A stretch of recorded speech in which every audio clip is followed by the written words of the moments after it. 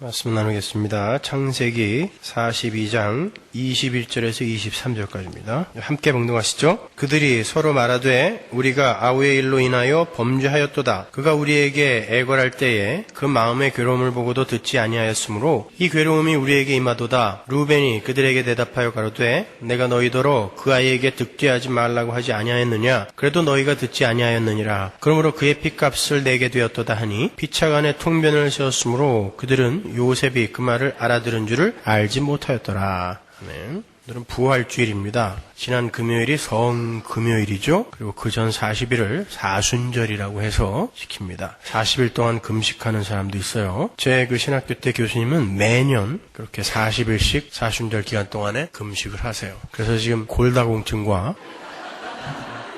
여러 가지 합병증으로 심하게 고생하고 계십니다. 며칠 전에는 심지어 페루에서 어떤 사람이 실제로 자진해서 십자가에 못 박히는 사건이 있었죠. 예수님의 십자가 고난을 체험해 보겠다고 해서 실제로 십자가에 박혔습니다. 예수님께서 그거 면하게 해주시겠다고 이 땅에 오셔서 예수님 자신이 십자가에 못 박히신 거예요. 그런데 굳이 또 자기가 경험을 해보겠다는 건 뭡니까? 그건 예수 그리스도의 십자가를 모독하는 것입니다, 여러분. 그렇게 우리는 그 며칠을 유난을 떨어서는 안 돼요. 사실은 그 모든 것들을 마틴 루터나 칼빈 같은 개혁자들이 목숨 걸고 없앴던 겁니다. 그럼에도 불구하고 개혁교회가 슬그머니 다시 주워서 쓰고 있는 거죠. 그렇게 우리가 일부러 예수의 고난과 순환을 경험해보겠다고 나서지 않아도 여러분은 평생에 걸쳐서 예수 그리스도의 순환과 십자가를 경험하면서 살게 돼요. 그게 성도의 삶입니다. 며칠 동안 이렇게 유난 떨면서 나는 이렇게 했습니다 라고 하나님 앞에 안 보여도 괜찮습니다. 어차피 여러분은 평생 십자가 지고 사셔야 되기 때문에 그래요.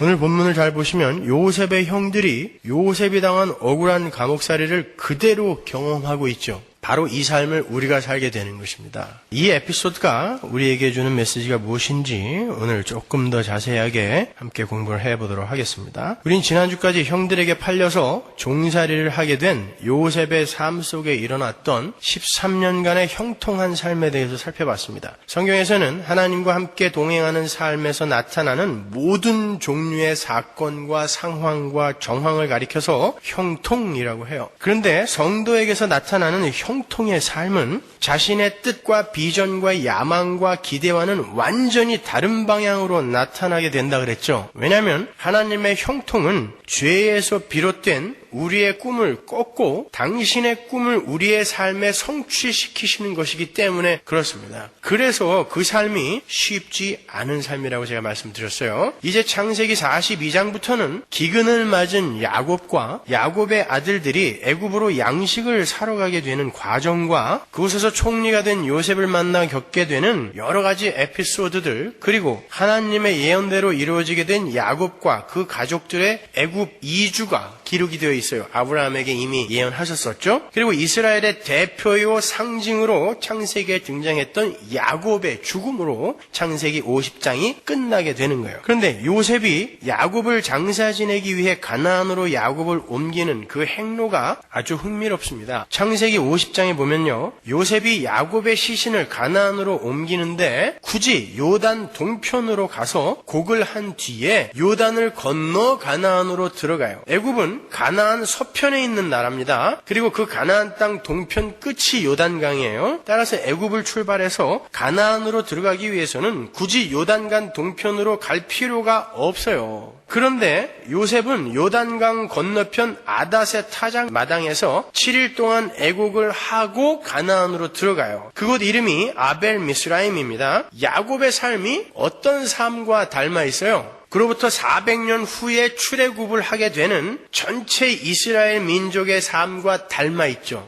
성경은 나그네 인생길 147년 동안 하나님과 동행하며 결국 이스라엘로 완성이 되어서 하나님 나라인 가나안에 입성을 하게 되는 야곱의 생과 사의 모든 과정들을 통해서 애굽이라는 세상에서 나와 홍해를 건너 가나안이라는 하나님 나라로 입성하게 되는 우리 교회의 삶을 상징적으로 예시하고 있는 거예요. 야곱이 미리 이스라엘의 삶을 예시하여 보여주고 있고, 이스라엘은 바로 영적 이스라엘은 교회의 삶을 예시하여 보여주는 거예요. 그래서 창세기 50장 2절에는 야곱의 이름이 이스라엘로 표기가 되어 있어요. 그 전까지는 야복 강가에서 이스라엘로 이름이 바뀌었음에도 불구하고 계속 야곱입니다. 그런데 그가 죽게 되는 그 장에서 비로소 이스라엘로 표기가 된단 말입니다. 따라서 우리는 야곱의 인생과 죽음에서 우리 자신의 인생과 죽음을 찾아 읽어낼 수 있어야 돼요. 오늘 본문을 보면 하나님의 복을 받은 야곱의 인생에 기근이 닥칩니다. 왜 하나님은 복을 받은 사람의 인생에도 기근을 허락하실까? 아니, 엄밀히 말하면 야곱과 그의 후손들의 애굽 이주라는 하나님의 계획 때문에 다른 이들까지 기근에 빠지게 된 거예요. 그러니까 하나님은 다른 사람들에게 내린 기근에 야곱을 밀어넣은 게 아니라 야곱에게 내린 기근에 다른 사람들이 덩달아 고통을 받게 만드신 거예요. 우리는 로마서를 통해서 하나님께서 야곱을 어머니의 태 중에서부터 사랑하셨다라는 진술을 봤죠. 로마서 9장 13절에 나오잖아요. 그리고 히브리서의 진술을 통해서 야곱이 믿음의 사람이었음도 확인을 한 바 있어요. 그런데 하나님의 사랑을 입은 믿음의 사람의 인생이 이처럼 험악하게 진행이 되다가 결국 이방 땅에서 끝이 나게 되는 것입니다. 여러분의 마음속에서 그 하나님의 사랑과 성도의 믿음 그리고 험악한 삶이라는 이 단어들이 자연스럽게 조화가 되십니까? 그게 서로 어울리는 조합이에요. 사랑과 믿음이 근거가 되고 전제가 된 삶이 험악하고 외롭게 진행이 되다가 결국 그렇게 끝이 난다는 것에 쉽게 동의가 가세요? 거기에 동의가 안 된다면 우리는 야곱의 인생을 이해할 수 없을 뿐 아니라 우리 자신의 현실과 삶에도 쉽게 동의가 안 될 것입니다. 그렇게 되면 늘 원망과 불평과 아쉬움의 한숨으로 고통스러운 나날을 보내게 되는 거예요. 오늘 여러분은 야곱의 삶에 나타난 기근의 이유를 올바로 이해를 하시고 현실 속에서 여러분의 인생에 일어나고 있는 기근에 대해서 올바로 반응을 하시고 대처를 하실 수 있어야 돼요. 다시 한번 하나님의 사랑이 폭포수처럼 쏟아부어진 야곱의 삶을 잠깐 리뷰를 해드릴게요. 그는 아버지와 형을 속이고 가족들에게서 도망을 쳐서 외삼촌 집에서 온갖 사기와 권모술수에 치이며 고생했어요. 그러다가 결국 자기가 그토록 사랑하던 라헬을 얻어서 가나안으로 돌아오게 되었습니다. 그는 가나안으로 돌아오는 길에 그렇게 애지중지했던 라헬을 잃었어요. 죽었습니다, 라헬이. 그리고 야복 나루터에서 하나님과 씨름을 하다가 평생 지팡이를 의지하며 살아야 하는 장애인이 됐습니다. 그리고 그는 사랑하는 라헬의 소생 중에 그가 가장 사랑하던 아들 요셉의 피 묻은 옷을 부둥켜 안고 아들을 잃은 자의 쓰라린 고통을 10수년간 경험을 했어야 했어요. 또 먹을 것이 없어서 아들들을 애굽으로 보내서 양식을 동량해야 하는 처참한 처지에 처해지기도 했고 막내 아들 베냐민까지 잃을지 모른다는 불안감에 시달리기도 했습니다. 그러다가 그는 결국 지팡이를 의지하여 아들들에게 축복을 한 후에 이방 땅 애굽에서 숨을 거뒀습니다. 이것이 뱃속에서부터 하나님의 사랑을 입고 믿음을 선물로 받은 이스라엘 야곱의 삶이에요. 그런 그가 나그네 인생길을 모두 지나서 요단강을 건너 가나안으로 들어가 묻히게 된 것입니다. 그게 야곱, 즉 이스라엘의 인생이에요. 그러니까 결국 하나님의 사랑과 성도의 믿음의 결론은 영적으로 혹은 죽어서 들어가게 되는 하나님 나라인 것이지 이 땅에서 가시적 결과물로 주어지는 게 아니란 말입니다. 복은 그러므로 하나님의 사랑을 입고 믿음을 가지게 된 성도들이 이 땅에서 겪는 모든 일은 하나님 나라 입성을 위한 과정에 불과한 것이다라는 것을 여러분은 절대 잊으시면 안 돼요. 성도들이 이 땅에서 겪는 모든 일은 그 자체가 결론이나 목적이 될 수가 없는 것입니다. 그래서 성도는 이 땅에서 교만하지 않을 수 있게 되고 반대로 절망하지 않을 수도 있는 거예요. 굉장히 잘 됐다고 해서 교만하지 않을 수 있단 말입니다. 왜? 이게 과정이라는 걸 알기 때문에. 내가 비록 나의 기대에 못 미치는 삶을 살고 있다 하더라도 거기서 절망하지 않을 수 있어요. 왜? 이건 과정이니까. 그 복은 이 땅에서 나타나는 게 아니라 바로 내가 이 세상에서 숨을 거두는 그때에 나타나는 게 바로 하나님의 복이니까. 야곱의 험악한 삶이 바로 그것입니다. 야곱은 살아생전에 세상적 관점에서의 복과는 전혀 거리가 먼 삶을 살았어요. 여러분들 하나님의 복 받은 사람들 맞습니까? 예. 그런데 여러분의 삶이 여러분에게 만족스러우세요? 그렇지 않죠? 그러나 그게 맞단 말입니다, 여러분. 하나님의 복이 야곱에게 내려왔고 그 복이 만개를 한 곳은 그가 죽어서 들어간 가나안인 거예요.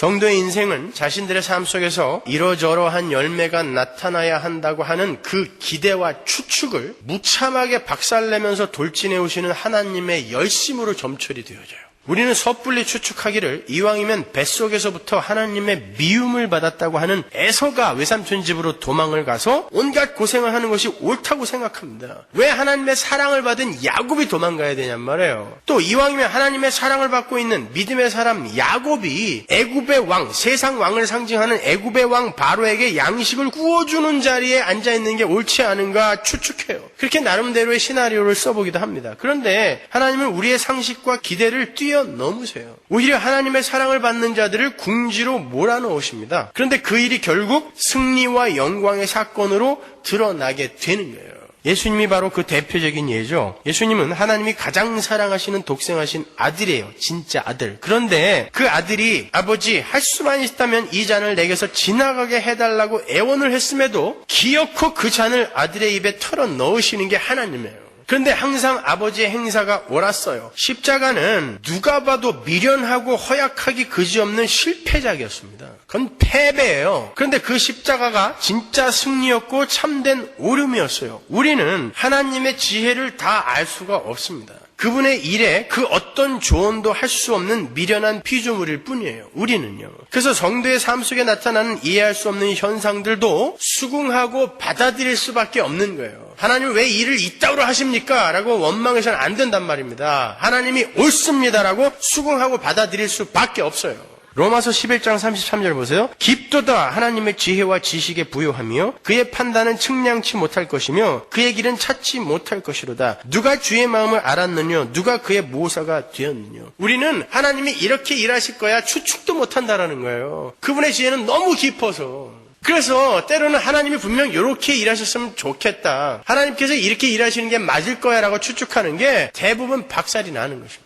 그렇게 일 안 하세요. 하나님이 이것만 나에게 주면 내가 이러하게 풀려서 이렇게 하나님의 일을 훌륭히 해낼 수 있을 텐데. 근데 하나님이 그건 막아버리세요. 하나님 왜 나보다도 앞날을 못 내다보세요? 우리는 이렇게 하나님을 타일러요. 때로는. 아니란 말입니다. 하나님이 늘 옳아요. 하나님이 선입니다.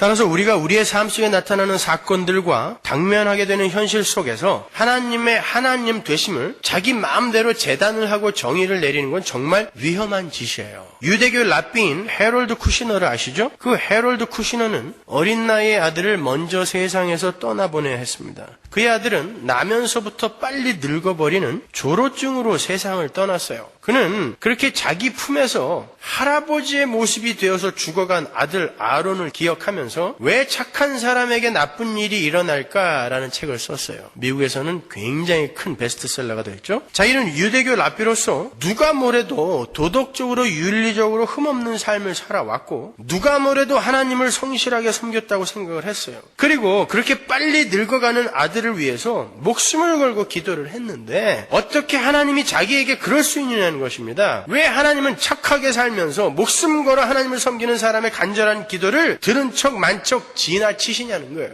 그의 책 1장을 보면 고통에는 목적이 있다. 고통은 우리를 연단하려는 것이다. 고통은 성장과 성숙을 위한 진통이다. 고통에는 교육적 의도가 있다라는 식의 그 이론은 정말 극한의 고통을 통과하고 있는 사람에게는 아무런 도움이 되지 않는다고 조목조목 그 이론들을 반박하는 부분이 나와요. 너희가 정말 나와 같은 고통을 당해보고도 그렇게 하나님의 편을 들 수 있겠느냐 하는 거예요. 너희들이 지금 고통을 당해보지 않고 그따위로 함부로 말할 수 있는데 고통이 성숙이니 고통은 단련이니 연단이니 이따위로 이야기할 수 있지만 진짜 너희가 나와 같은 고통을 당해보고도 그런 말 할 수 있겠느냐? 여러분 어떠세요? 저는 분명 그 사람이 반박을 하고 있는 반대쪽 이론들을 설교하는 설교자예요. 저는 항상 여러분 고통에는 목적이 있습니다. 고통은 우리를 연단하려는 것입니다. 고통은 성장과 성숙을 위한 진통인 것입니다. 고통에는 교육적 의도가 있습니다. 라고 설교를 해요. 그럼에도 저는 헤럴드 쿠시너의 책을 읽으면서 묘한 쾌감이 들었어요. 마치 그때 제 마음이 제가 하고 싶은 말을 대신해주고 있는 그에게 무언의 응원을 하고 있는 것 같았어요. 제가 그때 많이 힘들었었거든요. 그만큼 성도가 겪는 고통은 의미가 있고 목적이 있는 것임에도 불구하고 그 고통의 무게는 견뎌내기가 만만치 않은 것임이 분명한 거예요. 힘듭니다. 그런데도 하나님은 성도의 삶에 그렇게 무시무시한 고난과 고통을 허락하세요. 그러나 그 자체가 선이며 그 자체가 옳음입니다. 우리는 여기에 동의하는 자로 만들어져 가는 거예요. C.S. 루이스가 아내 조이를 암으로 잃고 난 뒤에 헤아려 본 슬픔이라는 책을 썼어요. 그 책은 그가 아내를 잃고 난 뒤에 적은 일기예요. 보신 분들은 아시겠지만 그는 사랑하는 아내를 잃은 뒤에 정말 처절하게 하나님을 원망해요. C.S. 루이스는 아주 열심히 아내의 추위를 위해 기도를 했습니다. 평생 독신으로 살다가 마지막에 시한부 인생을 사는 아내를 택했어요. 그리고 하나님께 기도했어요. 오래오래 이 행복을 갖게 해달라고. 근데 1년 만에 죽여버렸단 말입니다. 그게 무슨 선한 하나님이냐? 일기 내내 그렇게 원망합니다. 그게 무슨 선한 하나님이냐? 그때 그의 나이가 이미 60이 넘은 상태였어요. 그는 몇 년 후에 하나님 품으로 갑니다. 그러니까 그 일기는 C.S. 루이스의 말년의 신앙 상태가 고스란히 적혀 있는 거예요. 그런데 저는 그 책을 보면서 이것이 과연 나니아 연대기나 순전한 기독교, 고통의 문제 등의 책을 쓴 기독교 변증가이며 사상가인 C.S. 루이스의 일기가 맞을까 하는 의구심이 들 정도로 그 책은 산만하고 문맥도 어수선하고 원망과 도끼와 서운함과 감정이 가득 차 있는 책이었어요. 말년에 쓴 책인데 그러면 그가 그 전에 쓴 책들은 도대체 다 뭐냔 말이에요. 왜 말년에 이렇게 무너지냔 말입니다. 심지어 그는 하나님의 선하심까지도 의심해봐요. 어떻게 선하신 하나님이 자기가 사랑하는 자녀들에게 이렇게 극심한 고통과 아픔을 허락할 수 있느냐는 거예요. 그는 그의 다른 저서에서 하나님의 선을 자기가 자기 일기에서 쓴 그런 방식으로 이해하는 건 기독교적이 아니라고 강력하게 비판을 했던 사람입니다. 사랑하는 사람에게 애정어린 충고와 잔소리를 하고 때로는 그가 올바른 길을 가게 하기 위해 체벌을 가하기도 하는 사람을 악하다고 할 수 없는 것처럼, 그건 당연한 것처럼 하나님의 선하심을 이 세상의 모든 고통을 다 없애셔야만 하는 것으로 규정짓는 것은 오산이라는 거예요. 그런 책을 썼던 사람입니다. 그런데 그 자신이 고통 속에 던져지게 되자 그 모든 자기의 주장과 논리들이 망각이 되어지고 교리가 잊혀지게 되고 하나님에 대한 원망만이 쏟아져 나오더라는 거예요. 인간은 그렇게 나약한 존재인 것입니다. 그가 거기에서 진짜 신앙의 파산을 경험했을까요? 맞습니다. 그러나 파산한 것은 아니에요. 하나님은 마치 고통에 대해서 달관한 듯 했던 그의 말년에 무서운 고통을 허락하심으로 그의 연약함과 무력함과 불신앙을 폭로시켜버린 거예요. 세상에, 그 자신에게. 그러나 그게 복입니다. 그렇게 극한의 고통에 직면하게 되었을 때 인간은 하나님의 선과 하나님의 공의와 하나님의 열심까지도 의심을 하게 돼요. 심지어 하나님의 존재마저도 의심을 하게 됩니다. 그게 인간이에요. 뿐만 아니라 나에게 당면해 있는 이 고통과 하나님의 선까지, 존재까지 의심하고 있는 나의 불경스러운 모습이 오버랩 되면서 성도의 고통은 가중이 돼요. 거기에서 인간은 자신을 부인해 나갈 수 있게 되는 거고 결국에는 하나님만 꼭 붙들게 되는 것입니다. 내가 무슨 고통을 견뎌내? 이 고통을 견뎌낼 수 있게 하는 것은 하나님이다라는 거예요. 그러니까 성도는 고통을 잘 견뎌낼 수 있는, 겪어낼 수 있는 실력을 키우는 것 이전에 나는 하나님의 은혜 없이는 언제나 믿음의 자리에서 파산할 수 있는 존재라는 것을 아는 것이 성도의 우선 과제인 거예요. 그 고통을 견디게 하시는 분이 누구이신지를 아는 것, 그게 성화의 완성 지점인 것입니다. 나는 아니고 하나님이 전부이군요를 깨닫는 거예요. 다시 한번 말씀드립니다. 여러분은 이 땅에서 어떻게 하면 이 고통을 잘 견뎌낼 수 있을까? 그 실력을 키우는 게 아니란 말입니다. 나는 도저히 견뎌낼 수 없지만 하나님이 나를 끌고 가시기 때문에 나는 이겨낼 수밖에 없는 자이구나를 깨닫는 거예요. 그것이 복음입니다. 여러분에게 그걸 맡겨놓으셨다면 여러분은 모두 다 실패해요. C.S. 루이스가 실패했단 말입니다. 해롤드 쿠시너가 실패했단 말입니다. 말년에 당신 도대체 뭔데 일을 이따로 하냐고 하나님에게 삿대질을 하면서 끝났단 말입니다, 여러분. 그러나 하나님이 그를 붙들어 가나안으로 끌고 가시는 것입니다. 그래서 우리는 안심할 수 있게 되는 것입니다. 하나님은 항상 울으세요. 그 바보 같고 어리석어 보이는 골고다의 십자가가 선이고 옳음이었듯이 성도의 삶 속에서 일어나는 모든 사건과 상황들은 합력하여 선을 이루는 하나님의 열심의 산물인 거예요. 선은 항상 하나님에게서만 와요. 그래서 주님께서도 하나님 한 분 외에는 선한 이가 없다라고 말씀을 하신 거예요. 누가복음 18장 19장에서. 선은 하나님에게서만 나와요. 그래서 선, good이라는 단어가 God에서 나온 것입니다. 그것은 선의 존립 기반이 바로 신이라는 것을 보여주는 것입니다. 따라서 우리 성도들은 이해할 수 없는 고통과 납득이 되지 않는 모순 속에서 하나님의 선하심을 분별해내고 인정하는 이들이 되어야 되는 거예요. 아니, 그러한 상황 속에서 우리는 해럴드 쿠시너나 C.S. 루이스처럼 하나님을 향하여 삿대질을 해댈 수도 있어요. 그러나 하나님께서 우리를 놓지 않으시고 항복시키시고 부인시키셔서 그 고통과 모순의 과정 끝에 마련되어 있는 요단강 건너의 가나안에 반드시 넣고야 마시는 것입니다. 그렇게 성도의 모든 일상은 하나님 나라 입성에 꼭 필요한 교육 과정인 거예요. 그래서 성경이 성도의 삶을 한마디로 시험이라고 부릅니다. 신명기 8장 1절에서 3절까지 나오죠. 시험은 단순히 점수를 잘 맞기 위해 있는 게 아니라 실력을 키우기 위해 보는 거예요. 그렇다면 하나님께서 우리에게 요구하는 실력이라는 것은 무엇을 말하는 걸까요? 윤리적으로 도덕적으로 착하게 사는 삶을 말하는 걸까요? 아니면 구제와 섬김에 열심을 내는 삶일까요? 만일 그것이 하나님이 우리에게 요구하시는 실력의 정체라면 우리는 바리새인들을 쫓아갈 수가 없어요. 그들보다 더 착하게 살 수 없습니다. 우리는 여호와의 증인이나 몰몬교인들을 따라갈 수가 없어요. 우리는 불교인들의 선행을 쫓아갈 수가 없습니다. 그들이 우리보다 월등히 실력이 나아요. 그러면 그들이 천국 가야 돼요. 그런데 중요한 건 성경이 바로 그것을 우리에게 요구하고 있다는 거예요. 완전한 거룩과 완전한 선을 우리에게 요구합니다. 90%의 거룩과 90%의 선도 아니라 완전한 거룩과 완전한 선을 요구하세요.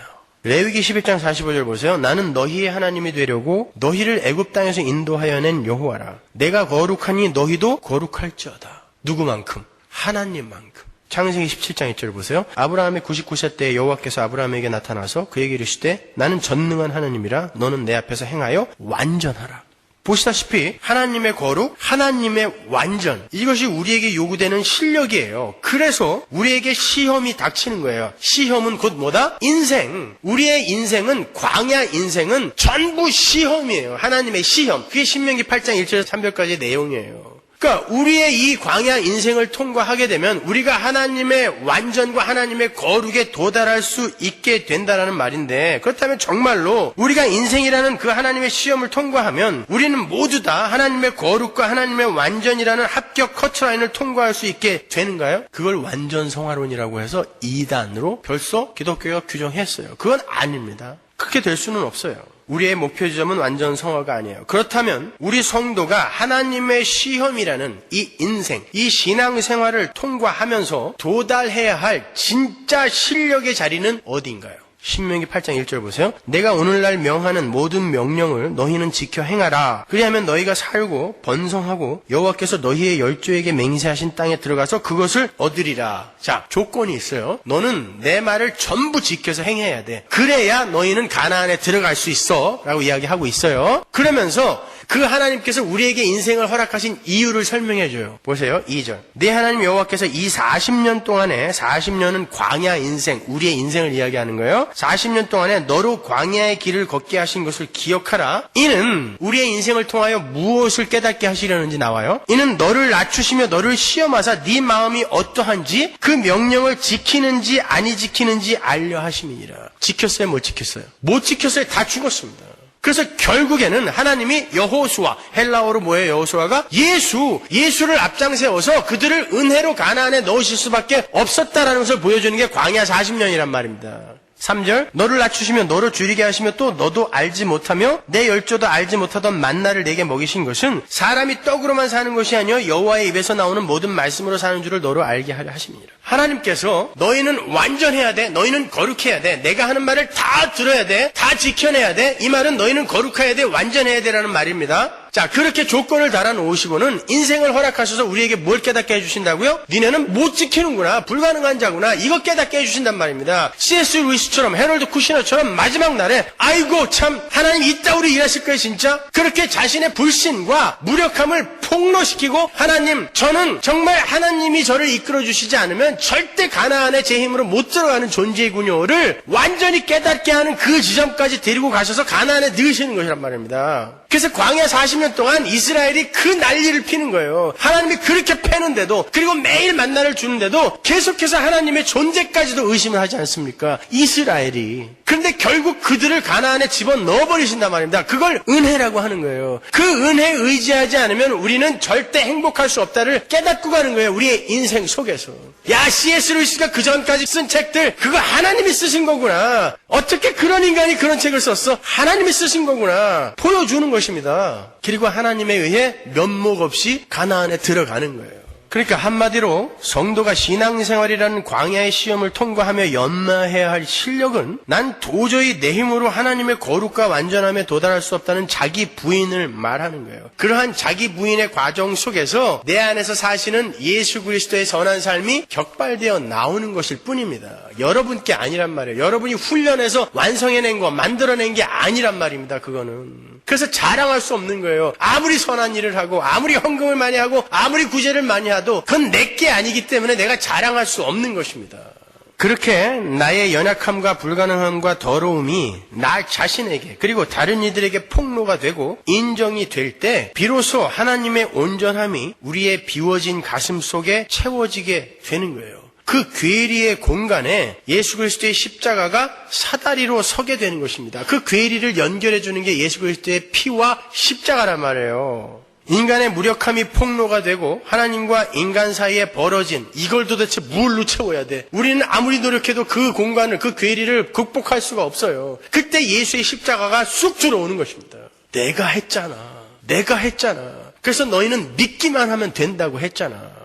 그렇게 우리의 믿음을 하나님이 주관적 믿음으로 바꿔가시는 걸 신앙생활이라고 하는 거예요. 그게 하나님 나라의 생존 법칙이에요. 하나님, 나는 아무것도 아니에요. 하나님, 저는 피조물일 뿐이에요. 제가 아담 안에서 하나님처럼 되겠다고 하나님 자리에 올라앉았는데 저 이제 비워내겠습니다. 저는 아무것도 아니에요. 저는 저를 의지할 수가 없어요. 그때 하나님의 온전함과 거룩함이 우리 안을 메우시는 것입니다. 그게 하나님 나라의 존재 법칙이며 생존 법칙인 거예요. 그래서 여러분이 신앙생활하면서 여러분 자신들에게 그렇게 실망하시는 거예요. 근사하게 속이면서 사셨지만 저는 다 보고 있어요. 여러분 자신이 마음에 드세요? 야, 신앙인으로서 참 이 정도면 됐어. 그런 사람이 있어요? 그 사람이 예수님입니다. 아니면 마귀든지 둘 중에 하나인 거예요. 절대 그럴 수가 없어요. 우리는 계속해서 그렇게 우리의 무력함을 폭로당하면서 예수로 우리 안이 채워지는 것을 경험하면서 사는 것입니다. 예를 하나 들어보겠습니다. 제가 좋아하고 존경하는 목사님이 얼마 전에 자신의 블로그에 나 정말 목사하기 싫어 라는 글을 올려놓으셨어요. 그 중에 한 부분을 제가 발췌해서 읽어드리겠습니다. 나는 가끔 목사 일을 하기 싫을 때가 있다. 그리고 주일날 예배드리지 않고 설교도 하지 않았으면 하는 바람을 갖기도 한다. 딱히 할 일이 있어서도 아니고 놀고 싶어서도 아니다. 의뢰하는 예배다. 그러다 보니 주전자 속의 개구리 마냥 매너리즘에 빠진 내가 싫어 그렇다. 다른 것도 아니고 예배와 설교가 식상하고 진부해지면 안 되지 않나? 그러니 한 번만이라도 더도 말고 딱 한 번이면 족하다. 쉬고 싶다. 그러나 내 솔직한 속내는 다른 곳에 있다. 바로 설교 때문이다. 나의 어려움은 설교의 내용이나 수사와 문장 그리고 횟수의 많고 적음에 있는 것이 아니다. 나의 설교와 설교를 하는 나의 삶이 일치하지 않는 것 때문에 나는 씨름한다. 설교를 듣는 교인들이 눈치를 챘는지 몰라도 나는 안다. 설교하는 내내 나는 나와 싸운다. 그러는 너는 그래서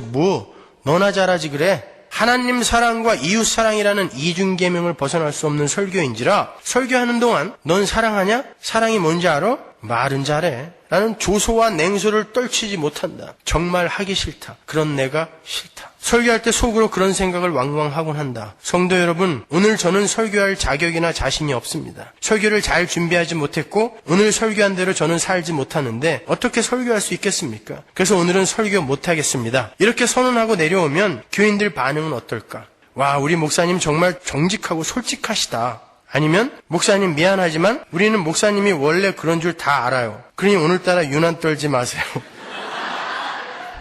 그것도 아니면 예배하러 오긴 왔는데 목사가 설교를 안 하면 어떻게 해야 하지? 라며 우왕좌왕 하던지 할 거다. 격려가 나올지 냉소가 흐를지 혼란스러울지 아니면 그 모든 것이 한꺼번에 터져나올지 모르겠다. 난 그런 말을 하고플 때마다 꾹꾹 참는다. 왜? 내 자신을 훑어내는 것이 창피해서? 아니다. 나는 참 나쁜 놈이다. 누가 뭐래도 나는 가망 없는 죄인이다. 그러니 그런 것 밝힌다고 부끄러울 게 뭐 있나? 예수님도 그러셨는데 예수님 제자답게 자신을 훑어내는 것이 뭐 그리 부끄럽겠는가? 다만 내가 끝내 그런 고백을 하지 않는 이유는 다른 데 있다. 만약 내가 성도들 앞에서 그런 고백을 했다면 아마 나는 1년 52주 내내 그렇게 말해야 한다. 오늘도 못하겠습니다. 그 다음 주에 오늘도 역시 못하겠습니다. 그럴 바에는 목사 노릇 그만두어야 마땅하다. 게다가 양치기 소년이 한두 번의 거짓말로 사람들이 속아 넘어가니 즐거웠던 것처럼 나도 어쩌면 그걸 즐길 것이다. 나는 그런 사람이다. 그럼에도 불구하고 내가 오늘도 설교를 하고 있는 것은 나의 설교와 나의 속내를 위선이 아닌 긴장으로 봐주시는 하나님 때문이다. 설교하는 나와 자기가 하는 설교의 1차 청중으로서의 나 사이의 긴장 속에서 나는 오늘도 면목 없이 하나님의 이끌림에 순종할 뿐이다.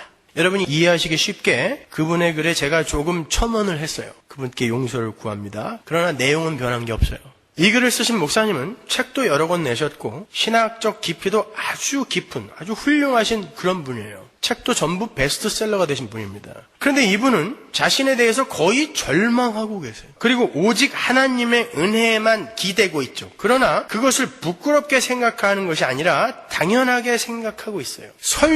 자신의 설교와 현실의 자아 사이의 긴장 속에서 자신의 무력함을 인정해버리고 하나님의 은혜를 의지하는 그 자신의 모습이 하나님의 은혜 앞에 선 성도의 올바른 모습이라는 것을 알고 있는 거예요. 여러분, 그게 확실한 자기 부인인 것입니다.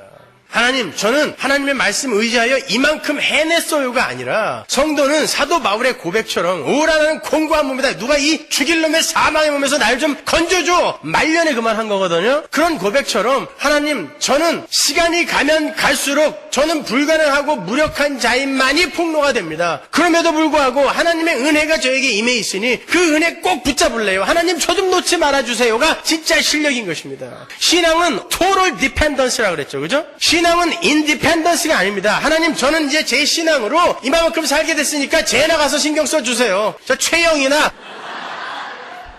아니면 저 정경주나 글로 가세요. 저는 이제 다 됐어요. 이게 아니란 말입니다. 신앙은 깊어지면 깊어질수록 하나님 나에게 오세요. 저 사람들 말고 나에게 오세요. 나는 도저히 할 수가 없는 존재예요. 그러니까 나에게 오세요. 나를 붙들어 주세요가 total dependence 신앙인 것입니다. 그래서 그렇게 우리가 존경하는 우리의 신앙의 선배들이 그런 고백들을 하고 간 거예요. 하나님, 저는 아니군요. 저는 하나님의 은혜가 떠나면 언제든지 불신의 모습으로 떨어질 수 있는 자군요. 하나님, 저 붙들어 주세요. 하나님의 십자가 예수 그리스도의 보혈 아니면 저는 큰일 날 뻔했어요. 인정하고 가는 것입니다. 난 잘할 수 있는데 아직 이 모양이다. 난 원래 이 모양이라 예수님께서 십자가를 지실 수밖에 없었구나. 그래서 참 죄송하다와는 완전히 다른 거예요. 전자를 율법이라고 하는 거고 후자를 자기 부인이라 하는 것입니다. 따라서 우리는 난 잘할 수 있는데 아직 이 모양이네 라는 자조를 가장한 교만의 자리에서 아니구나, 난 원래 이런 자인데 하나님이 은혜로 나를 완성시켜 가시는 것이구나로 옮겨 앉아야 되는 거예요. 그걸 신앙생활이라고 하는 것입니다. 그래서 신앙생활은 하면 할수록 자신이 없어야 되는 거예요. 아니야, 나는 자신 있어. 뭐든지 와봐. 정말 가면 어떡할 거예요? C.S. 루이스도 감당해내지 못했던 그 고통 여러분에게 진짜 가시면 어떻게 될 거예요? 여러분 정말 견디실 수 있으세요? 아닙니다, 여러분. 그 전에 우리는 하나님의 말씀 의지하여 하나님 항복하고 손을 들어야 되는 거예요. 순종의 자리로 들어가야 되는 것입니다. 제가 이분의 글을 읽으면서 어떤 생각을 했을까요? 한편으로는 부끄러웠고 한편으로는 너무 반가웠어요. 저의 마음을 그대로 들켜버린 것 같은 부끄러움과 함께 나 같은 목사가 여기도 한 명 있구나라는 안도의 마음이 동시에 교차했어요. 아마 이분이나 저나 이러한 하나님 앞에서의 자괴감과 부끄러움을 이 세상 살아가는 날 동안 계속해서 끊이지 않고 폭로당하며 살 거예요. 여러분, 설교를 하는 건 이분이 말씀하신 대로 공부하는 시간이 길어서 일주일에 75시간, 80시간을 저 골방에 앉아서 바퀴벌레와 동고동락을 하며 약을 쳤는데도 그 바퀴는 왜 안 죽는 거예요 도대체? 날라다녀. 심지어 이 교회 바퀴벌레는 부딪히면은 타박상 입어요, 너무 커서. 그런 게 힘든 게 아니에요. 설교를 하면 하나님께서 꼭 그 삶에 확인을 하신단 말입니다. 너 이거 진짜 돼? 그러니까 설교를 한 편 하고 나면 죽겠는 거예요, 사람이요. 제가 초창기에 혈기왕성할 때는 사람들이 전부 바보 같아 보였어요. 왜 신앙생활을 졌다고 하냔 말이에요. 왜 잠 하나도 못 이기냐? 이게 제 18번이었어요. 성실해라. 진지해라. 근데 하나님이 제 삶 속에 뚫고 들어와서 너는? 하고 물어보는데 저도 안 돼요. 그러니까 설교를 하게 되면 겁이 나는 거예요. 사랑합시다 라는 설교를 하려고 하면은 일단 마누라하고 싸움이 붙어. 근데 무슨 설교를 하냐 말이에요. 그래서 제가 저희 집사람에게 늘 하는 말이 뭔지 아세요? 저희 집사람이 아유 그만해 제발 그만해 라고 하는 말이 나 다음 주에 진짜 그만둘 거야. 수백 번 얘기했어요 여태까지. 나 다음 주에 진짜 그만둘 거야. 요즘은 믿지도 않아요. 그래서 말하지 말고 가서 진짜로 그냥 그만두고 와. 근데 그건 진심이에요. 매주 하기 싫어요. 근데 저뿐만이 아니라 여러분의 삶 속에 하나님이 그걸 확인하고 들어오신다니까요. 그러니까 우리의 인생이 그렇게 힘이 된 것입니다. 고통스러워요. 네가 고통을 이기긴 뭘 이겨? 진짜 이길 수 있어? 아니야. 너는 아각거렸지만 내가 견디게 했잖아. 너는 그때 나에게 삿대질한 것밖에 없어. 너는 그때 나에게 이 예수 XXX라고 욕지거리를 해대지 않았니? 그런데도 내가 너를 끌고 온 거야. 거기에 항복시키시는 거예요. 그 하나님의 은혜 앞에 우리를 항복시키시는 것입니다. 그러다가 결국 마지막 즈음에 노년의 사도 바울처럼 오라 나는 공고한 몸이로다 누가 이 사망의 몸에서 나를 건져내랴 라는 장탄식을 하면서 끝나는 거예요. 대단한 거 기대하셨죠 여러분? 여러분 마지막에 돌아가실 때 야 얘들아 난 예수 믿는 50년간 이 정도의 됨됨이를 만들어냈다. 너희들 나 본받아야 된다. 이렇게 죽는 내가 멋있지 않니? 이렇게 갈 줄 알았죠. 그렇게 못 간단 말입니다. 여러분은 마지막 순간에 가장 큰 절망을 느끼셔야 돼요. 나라는 존재한테. 나는 아니고 하나님만이 내 인생의 주인이십니다. 를 그 마지막 순간까지 고백하면서 가야 되는 거예요. 그게 total dependence라니까요, 그것이. 그래서 그동안 여러분이 여러분 자신에 그렇게 실망하셨던 거예요. 그러나 보세요. 그러한 실망 속에서 뒤돌아보면 여러분이 얼마나 많은 성숙을 하셨어요. 여러분은 변하고 계시단 말입니다, 지금. 그러나 끝까지 나에 대해서는 실망하면서 가게 돼요. 왜? 나에 대한 기대치가 점점 높아지거든요. 하나님에 대해서 알면 알수록, 그분의 은혜를 알면 알수록 나에 대한 기대치가 점점 높아지게 되기 때문에 나는 나에게 더 큰 실망을 할 수밖에 없어요. 그러나 여러분은 변해가고 있는 거예요. 마지막에 여러분이 가장 큰 절망을 하면서 하나님 내 손 꼭 잡아주세요. 나는 이 순간에도 놀지도 몰라요. 꼭 잡아주세요. 라고 했을 때 그때 하나님이 확 끌어올리시는 것입니다. 천국으로. 그 다음부터는 우리는 자아숭배라는 나라는 우상을 더 이상 섬기지 않을 수 있게 되는 거예요. 너 믿고 이렇게 평생 살았다가 큰일 날 뻔했다. 야, 나를 놓는 것입니다. 거기에서. 그게 신앙생활이에요. 여러분 신앙생활은 이렇게 깊고 넓고 높은 것입니다. 그런데 오늘날 신앙생활을 한다는 사람들이 그들이 추구하는 것들이 전부 뭐예요? 이 세상에서의 소원 성취입니다. 여러분 그거 유치하지 않으세요? 여러분에게 약속된 게 무엇인데 여전히 거기에 몰두하고 있냔 말입니다. 여러분. 그게 바로 신명기 8장 2절에 이는 너를 낮추시며 너를 시험하사 내 마음이 어떠한지 그 명령을 지키는지 아니 지키는지 알려 하심이라의 시험인 거예요. 결론은 뭐다? 못 지킨다. 못 견딘다. 못 참는다. 근데 하나님이 참게 하시고 지키게 하시고 결국 요단강 앞으로 끌고 가시는 것입니다. 뿐만 아니라 성도는 인생 속에서 소유에 관한 시험도 통과하게 돼요. 그게 신명기 8장 3절의 시험이에요. 사람이 이 세상의 떡에 의해 존재하고 행복에 도달하고 하는 게 아니라 하나님 말씀에 의해 존재하고 행복할 수 있다는 것을 알게 하는 시험이에요. 그것도 역시 자기 부인이라는 커다란 괄호 속에 들어있는 세상 부인이라는 거예요. 그러니까 성도는 이 땅에서 딱 두 가지 하고 가야 되는데 자기를 부인하고 세상을 부인하는 거예요. 세상의 힘을 부인하고 가는 것입니다. 어떤 이들은 풍요라는 시험을 통과하기도 하고 어떤 사람들은 결핍이라는 시험을 통과하기도 해요. 성도는 풍요와 결핍이라는 시험을 통과하면서 결국에는 사람이 떡으로 사는 게 아니라 즉 이 세상의 소유의 많고 적음에 의해서 행복과 불행이 결정되는 게 아니라 그런 것들과는 무관하게 하나님의 말씀을 쫓아 사는 것이 행복의 전제임을 알게 된다라는 거예요. 그러니까 그거 배우고 가는 거지 그거 배우는데 방법과 도구로 쓰이는 그걸 얻어내는 게 기독교 신앙이 아니라 말입니다. 그걸 부인해내는 게 기독교 신앙인데 그걸 자꾸 달라고 하면 어떻게 되는 거예요?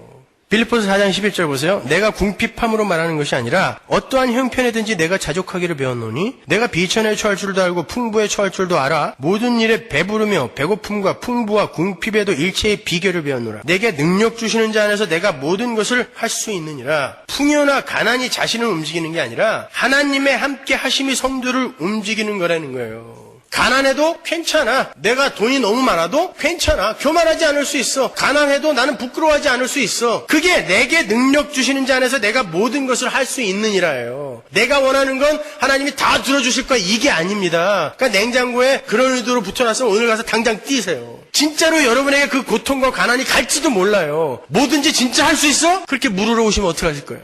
진짜 할 수 있어? 그게 내게 능력 주시는 자 안에서 나는 뭐든지 할 수 있어. 그 자리로 우리가 가야 되는 거예요. 그런데 나는 가난이라는 자리는 못 가. 부자라는 자리로만 데려가 주세요. 그래놓고 냉장고에다가 내게 능력 주시는 자 안에서 내가 모든 것을 할 수 있느니라 이거 붙여놓는 건 이건 바보예요, 여러분. 그런 성경 해석이 어디 있어요? 이렇게 자만심과 자신감에 펄펄 뛰던 자아가 부인되고 하나님이 아닌 이 세상의 힘의 소유가 행복의 근거가 아님을 알게 되는 성도의 광야 시험 속에 기근과 고난과 고통과 이해할 수 없는 사건과 상황들이 사용되어지는 거예요. 은혜 잊지 말고 은혜 붙들으라고. 그게 야곱과 요셉의 삶이 알기 쉬운 그림으로 잘 설명해 주고 있는 거예요. 잘 생각해 보십시오. 애굽이라는 나라에 요셉이라는 인물이 개입하기 전에는 거기는 평온했던 나라입니다. 나일강 삼각주 지역에서 풍성한 추수가 그치질 않았어요. 사람들은 그것이 아주 자연스러운 거라 생각했습니다. 이 땅 우리 거고 우리가 열심히 농사 지으니까 우리가 추수하는 거라 생각했어요. 세상이 심음과 거둠의 주인이신 하나님의 은혜를 잊어버린 거예요. 여러분 어떠세요? 여러분의 직장과 가정, 여러분의 수입과 지출, 이 모든 것들이 그냥 자연스러운 현상이라고 생각하세요? 아닙니다, 여러분. 그 모든 것은 하나님의 은혜의 산물인 거예요. 내가 이 정도 실력이면 분명히 저 자리에 가도 충분한데 왜 나보다 실력이 안 되는 저 사람은 저기에 가 있는데 나는 왜 아직도 이 모양이야? 하나님이 그 자리에 앉혀놓은 것입니다. 여러분이 운이 없고 실력이 없어서가 아닌 거예요. 창세기 8장 22절 보세요. 땅이 있을 동안에는 심음과 거둠과 추위와 더위와 여름과 겨울과 낮과 밤이 쉬지 아니하리라. 하나님이 지금 명령하시는 거예요. 낮과 밤, 계절, 심음과 거둠, 땅에게 명령하시는 거예요. 너희들 그치면 안 돼. 그래서 우리에게 거둠과 심음이 허락되는 것입니다. 이렇게 심음과 거둠과 사계절과 추위와 더위와 낮과 밤까지도 하나님의 언약에 의해 우리에게 은혜로 주어지는 거예요. 창세기 8장 22절이 없었으면 여러분은 심지도 못하고 거두지도 못합니다. 여러분이 밖에 나가서 일을 하시고 100불을 벌든 1000불을 벌든 아니면 집에서 놀든 그건 전부 창세기 8장 22절에 하나님의 언약과 그분의 허락하심 하에 주어지는 거예요. 노는 것도요? 그럼요. 열심히 노세요. 무작정 막 놀으라는 게 아니에요. 왜 내가 이렇게 놀고 있는가? 그리고 이렇게 놀면서 나에게 지금 하나님이 가르치시려고 하는 게 무엇인가 배우시면 돼요.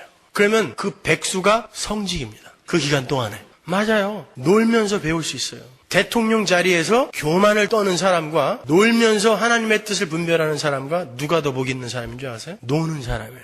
여러분 그게 성도의 삶입니다. 그런데 그러한 세상적 계급장을 가지고 그런 것을 가지고 사람들을 평가해요. 판단을 해요. 이런 어리석을 때가 어디 있어요? 그렇게 그런 모든 것들은 하나님의 언약과 하나님의 계획 속에서 하나님의 허락하심 속에서 우리에게 주어지는 거예요. 근데 인간들은 그런 것들이 그냥 자연스러운 것이냐 아니 자기들의 노력으로 주어진 것처럼 착각하면서 살아요. 그리고는 이 세상의 힘들을 쌓고 모아서 자신들이 추구하고 고안해낸 자신들의 행복에 도달하려고 애를 쓰는 거예요. 그게 우리 성도들의 옛사람으로 우리 안에 고스란히 남아 있습니다, 여러분. 그게 자아숭배예요. 거기에 하나님이 개입을 하여 그 인생의 모든 것이 하나님의 은혜로 주어지게 되는 것이며 오직 하나님의 은혜의 이끄심만이 우리를 행복하게 해줄 수 있다는 것을 깨닫게 해주시는 거예요. 자아숭배, 자기 주장에서 자기 부인으로의 성숙인 거예요. 내 실력과 내 노력으로 나는 얼마든지 내가 원하는 자리에 올라갈 수 있을 줄 알았는데 하나님의 은혜가 임하지 않으니까 안 되는 것입니다. 그때 하나님의 은혜를 꼭 붙드세요. 아, 우리는 우리의 실력과 우리의 노력으로 행복에 도달할 수 있는 게 아니구나. 배우세요. 여러분이 이 세상이 부러워하는 자리에 올라가서 하나님께 영광을 돌릴 수 있다고 착각하지 마세요. 그러면 예수님은 그렇게 죽으시면 안 돼요. 이 세상에 왔던 사람 중에 가장 크게 하나님께 영광을 돌린 분이 예수님이죠. 근데 그 예수님이 로마의 황제가 돼서 하나님께 영광을 돌렸습니까? 무슨 독립운동을 해서 하나님께 영광을 돌렸습니까? 십자가에서 벌거벗겨져서 죽은 거예요. 근데 그 모습 속에서 하나님이 영광을 받으셨대요. 그런데 오늘날은 그 예수의 몸에다가 화려한 비단 옷을 입혀놓고 머리에다가는 황금관을 씌워놓고 이렇게 해야 하나님께 영광이 된다라고 거짓 복음을 가리키고 있다니까요. 하나님은 그런 것으로 절대 영광받지 않으세요. 여러분, 평안하던 삼각주 애굽 땅에 하나님의 사람 요셉이 개입을 하게 되자 흉년이 들어요. 그 삼각주 땅에 7년 대흉년이 듭니다. 창세기 41장에 애굽왕 바로의 꿈이 나와요. 7마리 살찐 소를 7마리 흉악한 소가 잡아먹고 충실한 7 이삭을 마른 7 이삭이 삼켜버리는 꿈이에요. 그건 여러분이 잘 아시는 것처럼 애굽의 7년 풍년과 7년 흉년에 관한 꿈이었어요. 멀쩡한 애굽 땅에 갑자기 흉년이 찾아오는 거예요. 요셉과 야곱 그리고 야곱의 후손들을 향한 하나님의 계획이 아브라함에게 약속하셨잖아요. 글로 반드시 보낼 거야. 440년 만에 너희들은 다시 나오게 될 거야. 약속하셨단 말입니다. 이미. 그렇기 때문에 그런 하나님의 계획이 애굽의 역사를 움직이고 있는 거예요. 아니 전 세계의 역사가 그 하나님의 백성들을 중심으로 움직여지고 있는 거예요. 여러분의 하나님 나라의 입성을 위해 이 미국이 존재하는 것입니다. 여러분의 하나님 나라 입성을 위해 여러분이 이 자리에서 이 설교를 듣게 하시기 위해 하나님이 미국이라는 나라를 세우신 거예요. 그렇게까지 여러분은 소중한 분들이란 말입니다. 이 세상에서 가장 부자인 나라에 하나님이 보내셔서 이렇게 그냥 99전이면 빅맥을 하나 먹을 수 있는 이런 풍요를 허락하시다니 그 정도가 아니란 말이에요. 이 미국은 여러분 때문에 존재하는 거란 말입니다. 애굽과 바로가 야곱과 요셉 때문에 존재하는 것처럼 이 미국은 바로 여러분 하나님의 백성인 여러분 때문에 존재하는 거란 말이에요. 그런 여러분이 도대체 무엇을 바라고 있는 거예요? 그렇게 엄청난 분들이 미국조차도 여러분 때문에 서게 된 그러한 엄청난 존재들이 도대체 이 세상에서 어떤 것을 추구하면서 사시냔 말이에요. 이 미국 땅을 다 줘도 우리는 만족하지 못해요. 이 땅이 우리 때문에 세워졌는데 이까짓 거 갖는다고 해서 여러분 만족할 것 같아요? 여러분이 미국 대통령이 돼도 여러분 절대 만족하지 못해요. 노무현 대통령이 그 측근들에게 요즘 제일 많이 하는 말이 뭔지 아세요? 제발 네 아들들은 대통령 시키지 말아요. 그게 뭐라고 내가 그렇게 열심히 성취하려고 했는지 니들 자식들은 절대 대통령 시키지 말아라. 예수 안 믿는 그 사람들도 알아요. 경험으로 알아요. 그러나 우리는 하나님의 말씀을 통해 안단 말입니다. 그게 아무것도 아니라는 걸. 자, 뿐만 아니라 그 흉년 기간 동안에 요셉에게 머리를 숙이지 않고 그로부터 양식을 공급받지 않고 살아남을 수 있는 자가 없어요. 거기에는 아주 중요한 성도의 삶에 대한 메시지가 들어있는 거예요. 첫 번째는 성도의 삶에 예수가 개입을 하시면 평안하던 성도의 삶 속에 여러 가지 모양의 흉년이 들게 된다는 거예요. 그 흉년은 단순히 사업이 망하고 가난해지고 병이 들고 하는 것을 말하는 게 아니에요. 성도의 흉년에는 여러 가지 모양의 흉년이 있어요. 풍요 속에서의 흉년이 있습니다. 이렇게 돈을 많이 벌었는데 왜 아직도 공허하지? 이렇게 돈이 많은데도 자식이 속을 썩이니까 아무런 흥이 나지 않네? 등등의 흉년. 그리고 흉년 속에서의 흉년도 있어요. 가난하니까 무시까지 당하는구나. 가난하니까 몸에 힘까지 없어지는구나. 이런 흉년, 이런 것들이 성도의 삶에 찾아옵니다. 그때 성도는 흉년을 맞은 자들이 하나님의 사람 요셉에게 구걸하여 생존하게 되는 것처럼 예수 그리스도의 은혜만을 꼭 붙들고 그분께 항복하는 자가 참 행복에 이를 수 있다는 것을 배우게 되는 거예요. 그게 바로 고난입니다. 돈이 이렇게 많아도 참 행복에 이룰 수 없었던 내가 예수를 꼭 붙들었더니 그가 주는 양식으로 내가 행복해질 수 있구나. 인생의 기근 속에서 여러분은 그걸 배우는 거예요. 야, 이렇게 가난해갖고 정말 내가 살 희망이 없어졌는데 하나님이 예수 그리스도 안에서 우리에게 주어지는 그 풍요, 그 은혜를 꼭 붙들었더니 야, 가난 속에서도 이렇게 행복이 찾아오네? 붙드시면 되는 거예요. 그 에피소드 안에는 또 다른 메시지가 들어있어요. 그것은 성도들의 인생은 반드시 영광으로 끝이 나게 된다는 거예요. 잘 보십시오. 풍년을 추구하는 애굽이라는 세상은 7년 풍년 뒤에 7년 흉년으로 끝나는 거예요. 그러나 요셉의 삶은 어때요? 고난으로 종으로 끌려왔다가 결국 영광으로 끝납니다. 그것이 요셉의 두 아들의 이름에 나타나 있어요. 창세기 41장 50절에 보면 흉년이 들기 전에 요셉에게 두 아들을 낳되 곧 온 제사장 보디베라의 딸 아스나시 그에게 낳은지라. 요셉이 그 장자의 이름을 므낫세라 하였으니 하나님이 나로 나의 모든 고난과 나의 아비의 온 지비를 잊어버리게 하셨다 하며 차자의 이름을 에브라임이라 하였으니 하나님이 나로 나의 수고한 땅에서 창성하게 하셨다 함이었더라. 이 요셉의 두 아들의 이름이 바로 요셉의 삶의 요약인 거예요. 보시다시피 처음 아이는 요셉의 힘든 인생을 담고 있죠. 두 번째 아이는 그 고난의 결과의 표현이에요. 즉 세상 사람들은 풍년에서 흉년으로 치닫게 되지만 이 세상의 힘을 열심히 추구하다가 곧 행복이 올 거야, 곧 행복이 올 거야 하다가 결국 7년 흉년으로 끝나게 되지만 7은 완전수잖아요. 완전히 세상의 풍요만을 추구하다가 완전한 흉년으로 지옥으로 끝나게 된다는 거예요. 세상, 애굽은. 그러나 성도의 대표인 요셉은 어떻게 돼요? 고난으로 흉년으로 시작해서 영광으로 끝이 나는 것입니다. 그게 므낫세와 에브라임이에요. 그러니까 잘 참으시란 말이에요. 그 여러분의 인생 속에 오는 고난과 기근과 흉년은 여러분을 영광으로 인도하는 다리예요. 사다리. 하나님과 여러분 사이에 그 괴리를 채우는 은혜입니다. 그게. 그래서 사도 바울은 고난을 기쁨이라고 이야기한 거예요. 고난 때문에 기쁜 게 아니라 고난 자체가 기쁨이라고 이야기한 거예요. 한숨을 쉬세요. 힘들어요. 어렵습니다. 여러분 C.S. 루이스나 해럴드 쿠시너처럼 하나님은 어떻게 이따위로 일을 하냐고 하나님을 향해서 삿대질 할 수도 있어요. 그런 날이 올지도 몰라요. 그러나 하나님은 그 고통을 통과시켜서 여러분을 반드시 가나안에 집어넣을 거란 말이에요.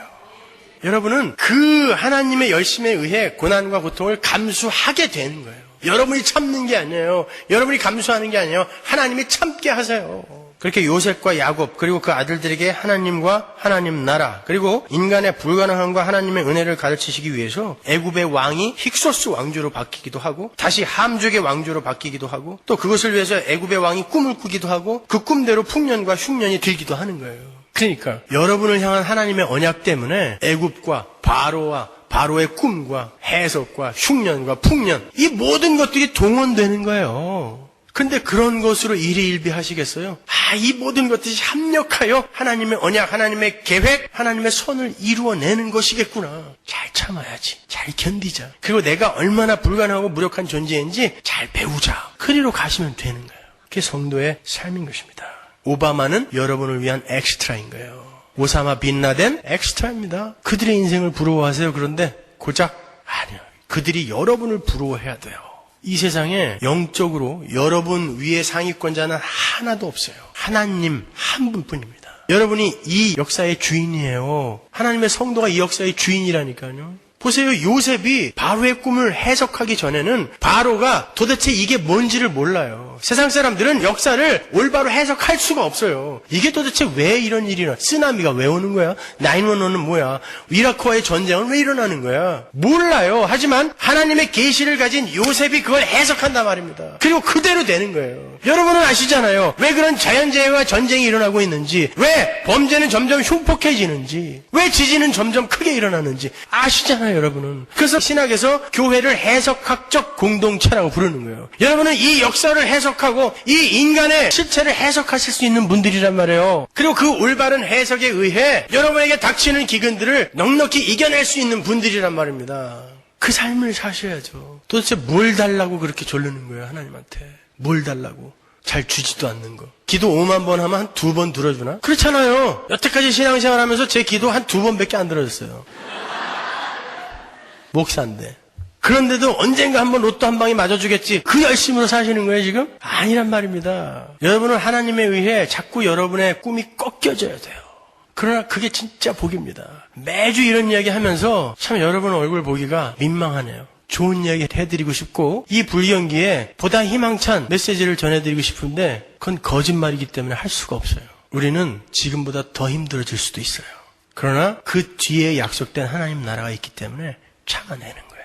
역사가 여러분 때문에 이렇게 움직여가고 있다는 거 자부심을 가지세요. 두 사람이 똑같이 칼에 베었다고 생각해 보세요. 똑같은 자리, 똑같은 깊이로. 두 사람에게 고통이 옵니다. 그렇죠? 그건 페인이라 그래요. 근데 한 사람은 요리사의 꿈을 갖고 있는 사람이에요. 그래서 열심히 요리를 하다가 빈 거예요. 그 사람은 그 꿈으로 페인을 참아낼 수 있어요. 근데 한 사람은 자기 자식, 자기 가족이 찔른 거예요. 그 사람은 페인과 함께 정신적 고통까지 받아요. 그걸 suffering이라고 그래요. 여러분, 성도라고 하는 사람들이 고통을 당하면서 왜 이렇게 힘들어하는 줄 아세요? 하나님이 나에게 등을 돌리고 나를 지금 공격하고 있다라는 생각을 하기 때문에 그래요. 절대 그렇지 않습니다.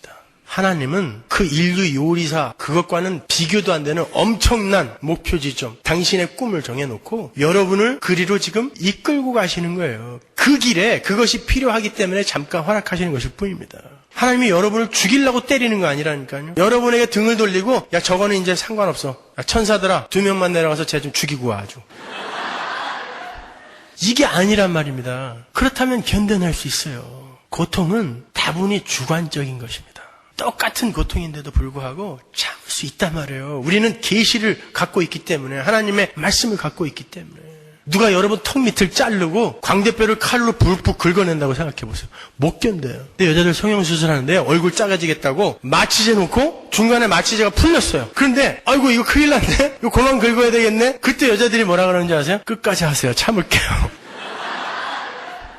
그런데요, 누가 고문한다고 그렇게 하면은 아이고 사람 살려 그럴 거예요. 그런데 이 고통만 견디면 내 얼굴이 조망만해진대. 그러니까 의사가 마취 뿌려서 안 된다 그랬더니 그 여자가 끝까지 하세요. 참을게요. 그랬대요. 보세요. 고통은 주관적이에요. 그죠? 그래서 우리는 견딜 수 있는 것입니다. 그것을 잘 견디기 위해 여러분은 그 하나님의 계시, 하나님의 약속, 성경 말씀을 열심히 배우셔야 돼요. 공부하셔야 돼요. 견디십시오. 아니, 견디게 하실 거예요. 기도하겠습니다.